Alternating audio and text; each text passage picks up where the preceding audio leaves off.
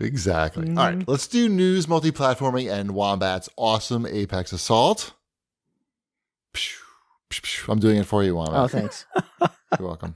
No problem. I forgot I was supposed to do something. And I don't have an excuse. I'm not looking at anything else other than reading what's next on the outline. Stop that. Yeah, I know. Right. Spoilers. I've been playing more A Plague Tale: Innocence.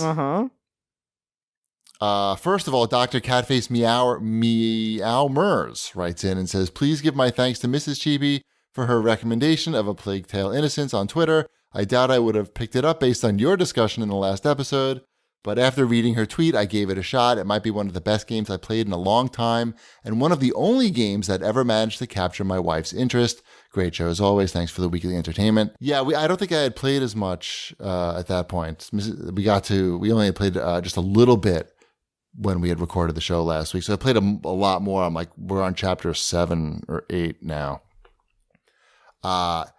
This game is definitely not for the squeamish. And I really, didn't have a really good taste for the game the last time we talked about it. If you have, because there's some big warnings I should give for people before they check this out. If you are afraid of rats, if you have a fear of mice or rats, then stay the fuck away from A Plague Tale: Innocence. Did you ever watch that documentary? No. Totally should. But it's got the same type of rat rivers. Mm-hmm. It's pretty creepy. And it does it in a great way that will freak you the fuck out if that is something that bothers you.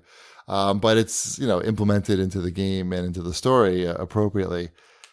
It's just a really well done, high quality game that seems to have come out of nowhere. That has a great story, great voice acting. The stealth adventure gameplay is fun. I think one of the keys that to make this type of gameplay not get repetitive and boring, because stealth, people don't want to do too much stealth. The game is broken down into chapters, and each chapter, I don't know, it's about 30 minutes, I think. And that's the perfect chunk of video gaming that we want to do at night before we watch some TV show. And I think that's a reason why Mrs. Chibi likes it as well. So it's just, you play for it, you'll get a little bit of cutscene, you play for a half an hour, and then there's some more story, and then some different sort of gameplay element. It's just really well done. I think you guys should check it out somehow, if you can. Okay. Yeah, it's really just everything about it is really well done, and the fact I still like stealth. That's the one thing keeping me back from it. I'm okay with rats, yeah, rats is okay. Stealth, I'm also a little. It's not that kind of stuff. It's not punishing in any way. I mean, although I don't think you played any of the. I played through and greatly enjoyed Dishonored 1 and 2. I've played that. Okay. It's not like that. It's not like Dishonored. Okay. No. Because when I see it, I think it's linear. This looks like it's Dishonored. linear. Okay. It's not. It's a linear game, but it takes place in a big world. It looks like you're in an big open world, but it's actually pretty linear, and the stealth is really more about it's puzzle solving stealth. It's not, and it's if you fail, you're not going to be like, oh my God, I just wasted 20 minutes and now I have to do it all over again. It's not that type of game. It respects your time. It wants you to have an emotional connection to the characters and what's going on and the sad situation that's happening. And oh my God, these kids are experiencing shit that is disturbing to adults. And I think that's how it sort of grabs you, is to see the kids in this bad situation. Wombat, don't worry, you won't have any emotional reactions. I don't have emotional reactions. Exactly. I did finish. You're safe. Yeah, I did finish Rage. Speaking of emotions. Rage 2. Rage 2, I finished the story despite hitting what I thought was a game-ending glitch. Thankfully, the internet was able to help me around it, so I was able to finish the game. That game definitely needs some patchwork, but I did like it. I enjoyed, my time in Rageland. I still think that the shooting mechanics in that game are very good.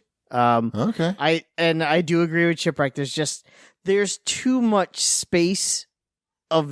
nothing space in between things, and it sort of is like, well, why is this all here then?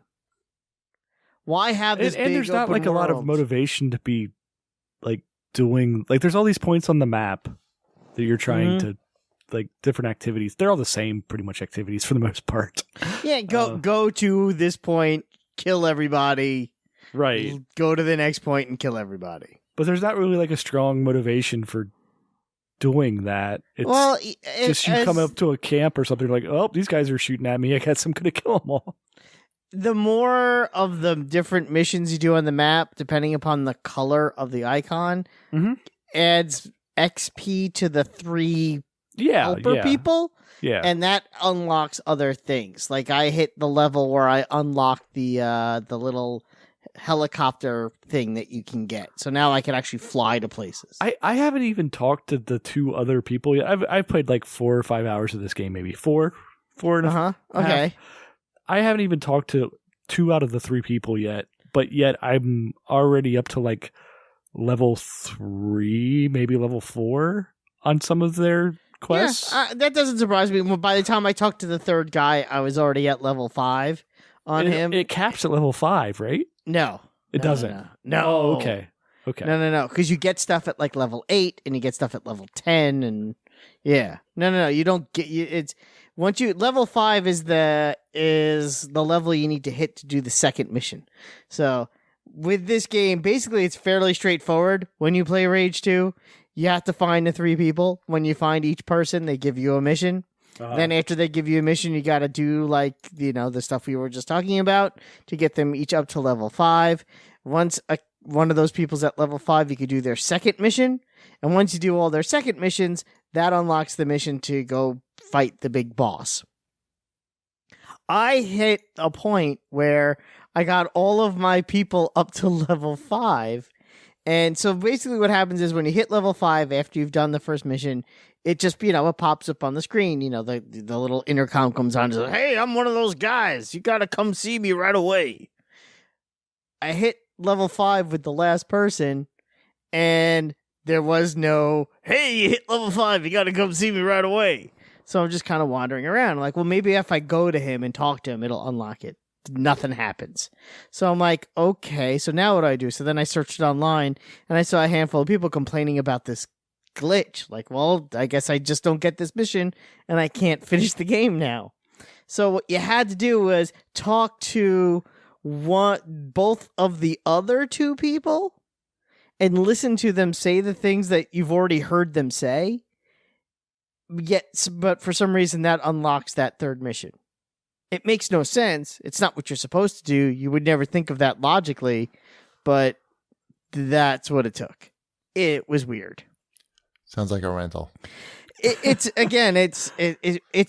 an unfortunate issue because who would know Still that? waiting for Redbox to get it in. They haven't gotten it in. Yeah. Maybe my library. I don't think you'll hate it. I don't think you'll hate it. I don't think there's any reason for GP to play it. No, he doesn't need to run out and play it. Right. I'm not saying that. I'm just saying I don't think he'll hate it.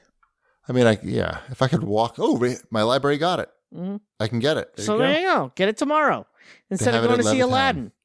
No. I don't want to go to Levittown to get it. I can just click this button and it'll show up at my library eventually, and then I'll have it. Oh, Levittown has it? Not for long. Do you want me to go and get it for you? No, I'm just going to push this button and then it'll come to me. Sounds good. Boink. Baby, come to me. Maybe. Let me Hopefully put it'll your come to me. arms around you. I can also get the new Lil Uzi Vert album. I think you're okay. Okay.